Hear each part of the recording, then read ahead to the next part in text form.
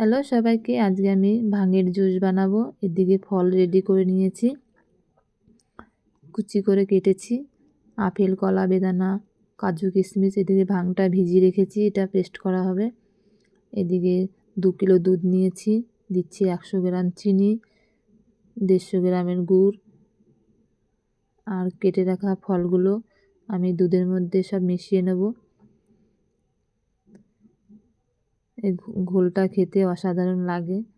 এই রং খেলার সময় অবশ্যই আপনারা একবার হলো এই ঘোলটা বানাবেন বাড়িতে।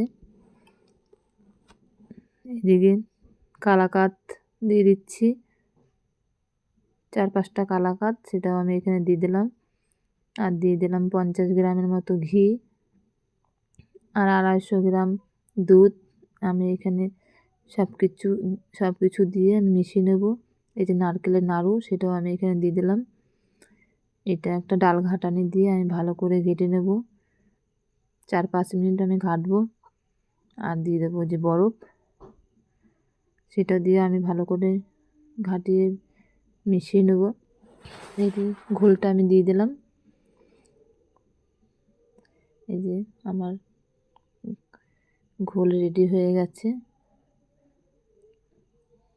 ভাঙের ঘোল কে কে খেতে ভালোবাসো তোমরা কমেন্ট করে জানিও। আর আমার ভিডিওটা ভালো লাগলে লাইক, কমেন্ট, শেয়ার আর সাবস্ক্রাইব করে দিও।